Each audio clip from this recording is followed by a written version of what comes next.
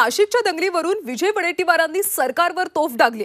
नाशिकमधली दगडफेक सरकार पुरस्कृत होता असा गंभीर आरोप विजय वडेट्टीवार यांनी केलाय। सत्ता जाईल म्हणून दंगल घडवण्याचा सरकारचा प्रयत्न आहे असा आरोप देखील वडेट्टीवारांनी केलाय। तर राज्यामध्ये कायदा सुव्यवस्थेचा बोजवारा उडालाय, यासाठी गृह मंत्रालय जबाबदार असल्याचा आरोप अनिल देशमुख यांनी केला।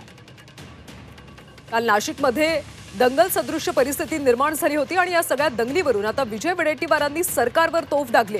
नाशिकमधली दगडफेक सरकार पुरस्कृत होती असा गंभीर आरोप आता विजय वडेट्टीवारांनी केलाय। सोबतच राज्यात कायदा सुव्यवस्थेचा बोजवारा उडालाय, यासाठी गृह मंत्रालय जबाबदार असल्याचा आरोप अनिल देशमुख यांनी केला।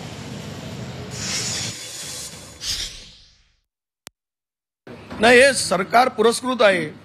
सरकार म्हणजे महायुती हारती आहे निवडणूक, सर्वे त्यांच्या विरोधात आहेत। त्यामुळे यांनी राज्यामध्ये मतांचं विभाजन करून फायदा म्हणजे यांना मृतकाच्या टाळूवरील लोणी खायचं आहे।